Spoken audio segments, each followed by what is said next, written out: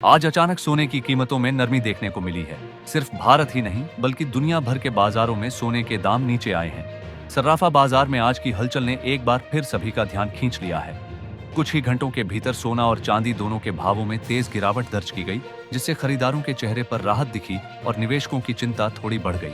ऐसे में सबसे बड़ा सवाल यही है कि आखिर सोना और चांदी कितने सस्ते हुए हैं, इसके पीछे की असली वजह क्या है और आगे बाजार किस दिशा में जा सकता है। इस रिपोर्ट में हम आपको सिर्फ भाव ही नहीं बल्कि उनके पीछे छिपे कारण और संभावित आगे की चाल भी विस्तार से बताएंगे, ताकि आप बिना किसी झिझक के सही फैसला ले सकें।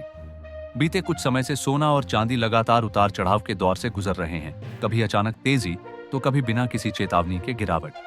हालिया गिरावट ने उन लोगों को राहत दी है जो लंबे समय से शादी विवाह या पारिवारिक शुभ अवसरों के लिए गहने बनवाने का इंतजार कर रहे थे।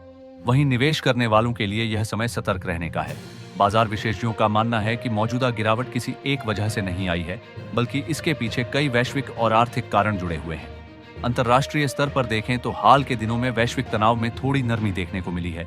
जब भी दुनिया भर में अनिश्चितता कम होती है तो निवेशक सुरक्षित निवेश माने जाने वाले सोने से कुछ दूरी बना लेते हैं। इसका सीधा असर सोने की कीमतों पर पड़ता है। इसके अलावा डॉलर में मजबूती, ब्याज दरों को लेकर केंद्रीय बैंकों के संकेत और अंतर्राष्ट्रीय बाजारों में मुनाफा वसूली, इन सभी फैक्टर्स ने मिलकर सोने पर दबाव बनाया है। विशेषज्ञों का कहना है कि जब तक कोई बड़ा वैश्विक या आर्थिक झटका सामने नहीं आता, तब तक सोने में बहुत बड़ी तेजी की संभावना सीमित रहती है। अब अगर चांदी की बात करें तो चांदी की चाल सोने से थोड़ी अलग होती है। चांदी सिर्फ निवेश का जरिया नहीं है, बल्कि इसकी मांग उद्योगों से भी जुड़ी हुई है। हाल के दिनों में चांदी में भी तेज उतार चढ़ाव देखने को मिला है। कभी कीमतें ऊपर जाती हैं तो कभी अचानक गिर जाती हैं। मौजूदा हालात में चांदी उन लोगों के लिए आकर्षक बनती जा रही है आभूषण या घरेलू उपयोग के लिए खरीदारी करना चाहते हैं। आज सर्राफा बाजार में चांदी का भाव गिरकर लगभग 300 रुपए प्रति ग्राम के आसपास दर्ज किया गया है।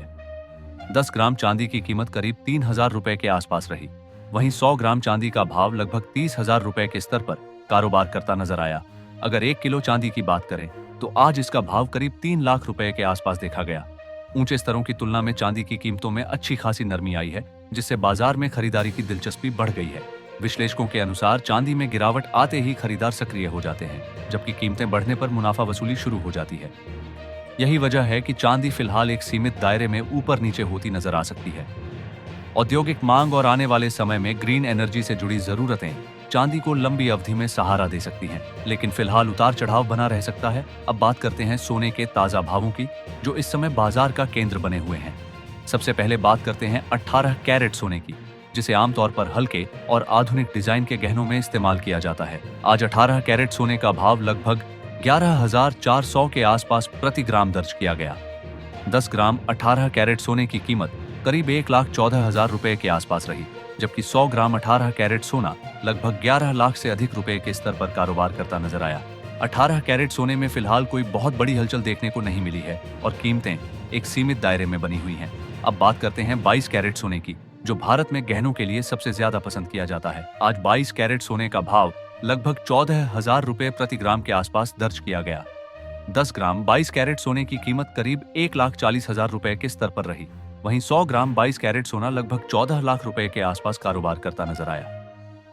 हालिया गिरावट के बाद 22 कैरेट सोना उन लोगों के लिए अच्छा मौका बन सकता है जो गहने बनवाने की योजना बना रहे हैं। अब बात करते हैं 24 कैरेट यानी शुद्ध सोने की, जिसे निवेश के लिहाज से सबसे सुरक्षित माना जाता है। आज 24 कैरेट सोने का भाव लगभग 15,000 रुपए प्रति ग्राम के आसपास दर्ज किया गया। 10 ग्राम 24 कैरेट सोने की कीमत करीब 1,53,000 रुपए के आसपास रही। वहीं 100 ग्राम 24 कैरेट सोना लगभग 15 लाख रुपए से अधिक के स्तर पर कारोबार करता नजर आया। यह ध्यान रखना जरूरी है कि यहाँ बताए गए सभी भाव होलसेल सर्राफा बाजार के हैं और खुदरा बाजार में इन पर कर और मेकिंग चार्ज अलग से जोड़े जाते हैं। आगे की बात करें तो बाजार विशेषज्ञों का मानना है कि फिलहाल सोना और चांदी दोनों ही वैश्विक संकेतों और आर्थिक खबरों पर निर्भर बने रहेंगे। गिरावट को चरणबद्ध खरीदारी के मौके के रूप में देखा जा सकता है, जबकि तेजी आने पर मुनाफा वसूली संभव है। जिन लोगों के घर में शादी विवाह या अन्य शुभ कार्य हैं, उनके लिए मौजूदा स्तर सोच समझकर खरीदारी करने का अवसर दे सकते हैं।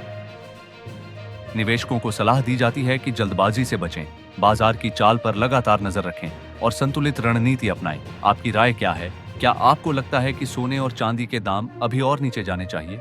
अपनी राय जरूर साझा करें और समझदारी से फैसला लें, क्योंकि सही जानकारी ही सही निवेश की कुंजी होती है।